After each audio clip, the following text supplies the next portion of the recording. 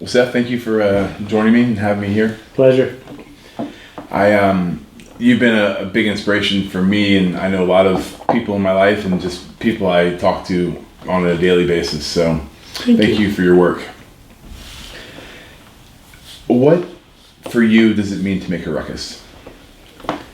I think that what we do with the status quo is an interesting choice.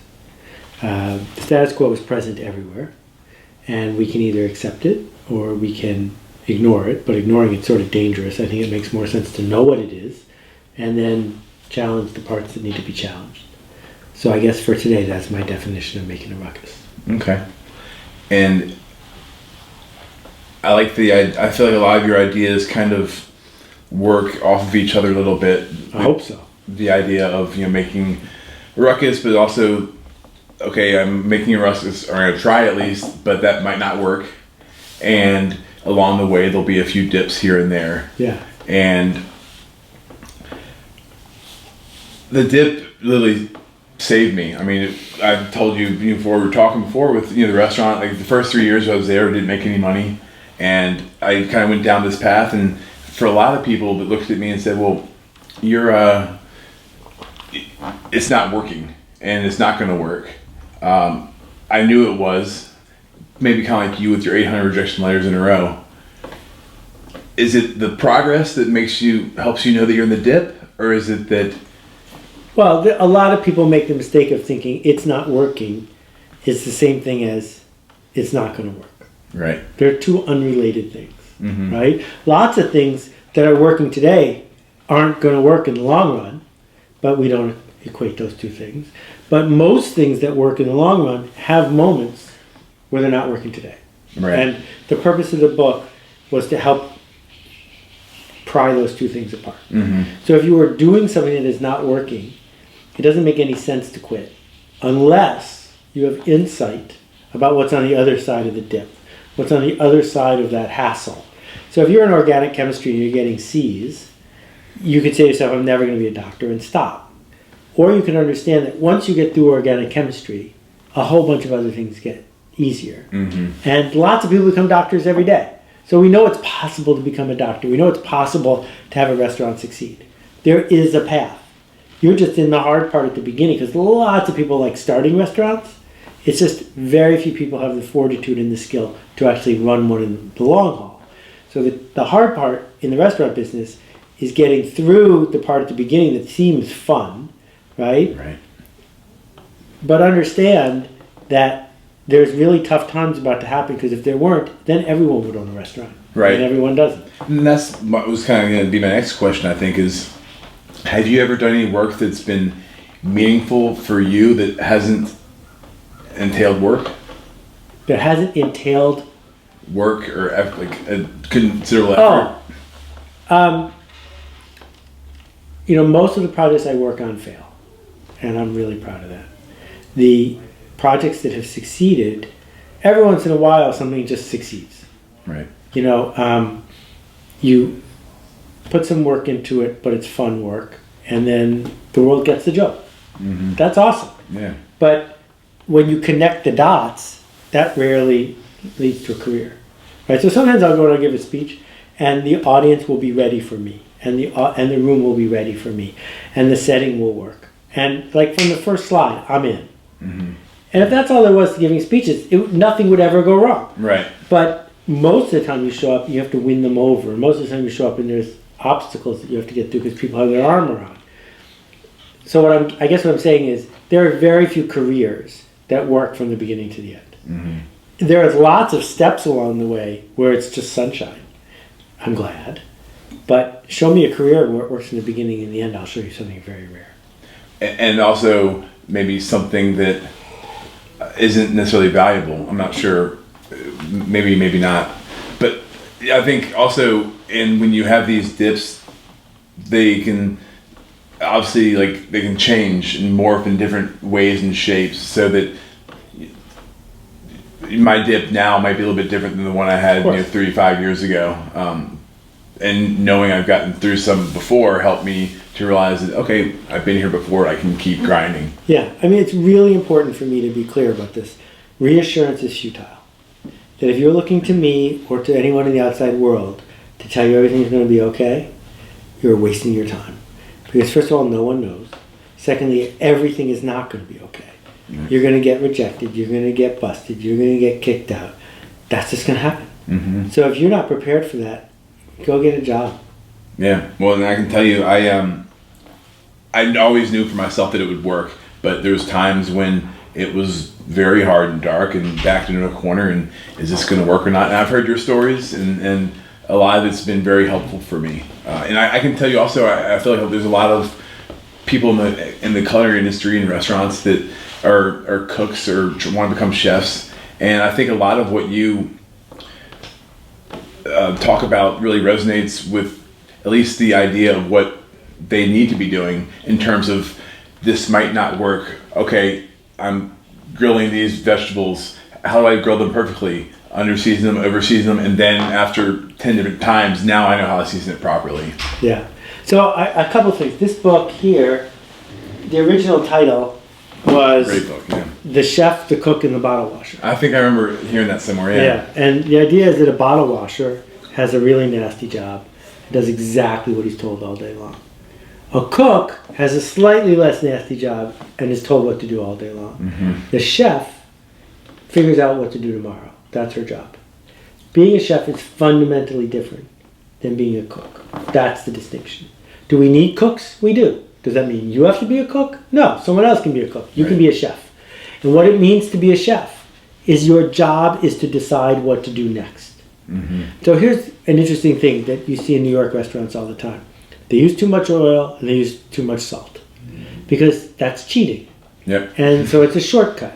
You'll get 5 minutes of pleasure on the plate if you just dump some butter on there and a half a shaker of salt.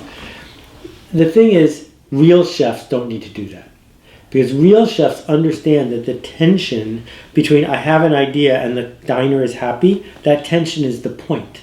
You're not trying to run an efficient factory. You're trying to open the doors of experience for people. Mm-hmm. You can do that without a recipe book, cookbook, or stupid shortcuts. Right. You can do it by being present and doing something where you and you alone are contributing value. That doesn't work at scale. I get that. Yeah. But then we look at someone like Danny Meyer from Union Square, and Shake Shack. Talk about him on the way over here, actually. And so Shake Shack's doing great, right? Mm-hmm. Every time you go to a Shake Shack, you can get the same item. So there's a lot of bottle washers. There's a lot of chefs at Shake Shack. But what Danny has done that's transformative is he has insisted that everyone act like a human being. So he doesn't really sell hamburgers. He sells smiles, and you get the hamburger for free. Right. And he started that 30-something years ago, whenever it was, with Union Square Cafe. Exactly. Alan, you read Setting the Table, but it's a great book. I actually have. I think I'm mentioned in it. And very cool. I've known Danny for a long time. Very cool. Yeah. I got to interview one of his partners, Richard Carrain, for the first book that I wrote. And they do a great job. So, also, I think it's people getting frustrated when things aren't working, as in like the moment, like I tried a dish, it's not working, and a lot of times people feel like they're not moving far enough along, and I guess that kind of goes back to what we were talking about before, but at the same time, if something we know is going to work, then what's the point of doing it? Right, but also I want to broaden the conversation just a little bit here, because in my understanding of people who go to restaurants, 98% of them are not going because this dish is better than that dish. That is not what restaurants are about. That might be what buying frozen pizza is about, but in a double-blind study, restaurant food tastes like restaurant food. Experience. Yeah, I mean, but the thing is, no one's double-blind. Mm-hmm. So you have this other opportunity, which is, wait, we can create an experience. Right. So in Las Vegas, where I was a couple nights ago, there's a little strip mall with 3 different Thai restaurants in it. And we ate at one of them, and Gail, whose mother's in the kitchen, and who's the pastry chef and who's waiting tables, Gail understands how to create an experience for people who have a choice, because there's another restaurant right next door. Right. And it's not because her non-prick tastes different than theirs. Or cheaper, or... Exactly. It's because something happened in that moment with those people that was human. And Gail was the person who was able to deliver that. That's our opportunity. How do you? I feel like there's a certain part of me and certain people, Danny Meyer, yourself, that understand this on a very kind of fundamental level. But how do you get people to start noticing those things? Is it by starting a blog and things like that help you to just notice more of what's going on around you in the world? So changing people is what we all do for a living. You're trying to change someone from an unexcited diner to an excited diner, from a non-loyal customer to a loyal customer. Change is what we do. So changing ourselves is where it has to start. That it turns out your banker and your in-laws and the teachers you had are all pushing you to fit in. That this is the giant lie of most culinary schools. Is culinary schools do not train chefs. They train cooks. And, yes, you need to understand knife work, but you don't need to understand all the stuff that you have to grind your way through, because that's what cooks do. You're trained to be a chef. And so the way you practice to be a chef is by being a chef in all things. You figure out, how can I do something tomorrow that might not work?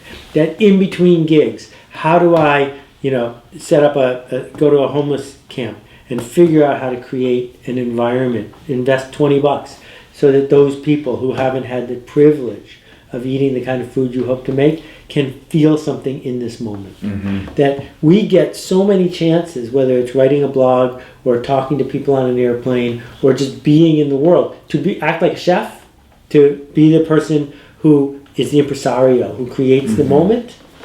Learn how to do that, because you already know how to dice carrots. We don't have a shortage of carrot dicers. Well, that's a lot of what my writing and what I talk about is, I don't need to go in and make a YouTube video on how to make Brussels sprouts or a muffin. What people do need, I think, is to understand that they have an opportunity every day to connect with the work, to connect with the people around them, and to make changes in whatever way they can, in whatever capacity. So, Right. I have a question from my buddy Sean. Okay. Hey, Sean. Content marketing has obviously been around, and it's not going to go anywhere. It's gotten a lot more crowded, I think, especially with a lot bigger brands getting in the mix. Industrialized, pallid, fake content marketing. Okay. Gotcha. Does it get to a certain place or point where content marketing becomes less valuable, and especially for So let me try to explain. Do you remember there used to be a brand called As Seen on TV? That there would be ads on packages. You should buy this because it was on TV. That is the opposite of content marketing. That's saying advertising is a sufficient reason to buy something. Right? That these are all the same, but this one was on TV. So you should buy it. Content marketing says there's something about my experience that's worth talking about. Okay? So the Monkees were on TV. Bob Dylan has content. That distinction is the key. So when Hershey's comes up with, 30 bloggers who are busy writing stupid stuff about Hershey's Kisses, follow us on Twitter. That's stupid. That's the wrong kind of content marketing, because who's actually going to follow that? Why would you do that? Whereas when we bring something to the table that is worth talking about, that's content marketing, real content marketing. Gotcha. I don't think that's going to go away, because I don't know what's going to take its place. I guess that makes sense, because I look at my buddy was concerned or curious because a lot of people now see content marketing, and then there's more and more, so they think that maybe they can get more and more things for free, download free music. But at the same time, things like the Alt MBA that you have, people are signing up and applying and spending money on things like that. So if the value is still there and people can connect with it, then maybe the opportunity is there. Yeah, here's what I've discovered. Maybe I'm wrong, maybe you know someone. I don't know anybody who is trusted by a lot of people who doesn't have... I don't know anybody who's trusted by a lot of people who can't make a good living. That if you are trusted by enough people, you're fine. And the question might be, how trusted and how many people? But that's up for debate. But the more you share your idea, the more your idea is worth. And we haven't run out of ways to turn ideas into souvenirs. So my work is free online. I've written 7,000 blog posts. But the new edition of my giant book, which comes out in a couple of weeks, costs $200. Right. And people all over the world in 49 countries have bought it, right? What are they buying? Right? Because the words are free on the internet. So what are they buying? They're buying an experience. They're buying a souvenir. They're buying a connection. They're buying patronage. All those things. Mm-hmm. So we can keep doing this. We just can't do it the way we used to do it. The old model was, we have a factory no one else does. If you want something that we make, you have to buy it. And there's enough money for anyone to get a job here who's willing to follow instructions. So it's cooks that are ultimately going to be in trouble. Chefs, if they are really actually good at being chefs, shouldn't end up in any trouble at all. And that's also kind of part of being generous and artistic, right? That's right. So, art and generosity are why people want to connect. Right. And it was really, if I can talk about David Chang for a minute, we used to go, my family, to Momofuku when it was first opened. And I'm a vegetarian, and they would happily make me the Brussels sprouts without the bacon. And we'd sit at the counter, and there'd be an interaction. We all know what happened. It got so crowded, no one went there anymore. That it becomes popular. People go because it's popular now. Right. And like all businesses, popular could lead to more popular, or it could lead to the fade. But the opportunity and the challenge is to keep figuring out how to get beyond the it's famous because it's famous and get back to it's famous because it's real. Because that's why David got into the restaurant business in the first place. Right. So all the corporate pressure is to build a giant home delivery business and make everything a cookie cutter. And in the short run, that's a fine way to make $1 million. But in the long run, what we see is it's connection and connection and connection that drives our economy. Yeah, and I appreciate him too, because he knew that the fine dining traditional way wasn't going to work for him. So how can I do it in the way that makes sense for me? And I think now he's, they got the food lab, and they're finding new ways to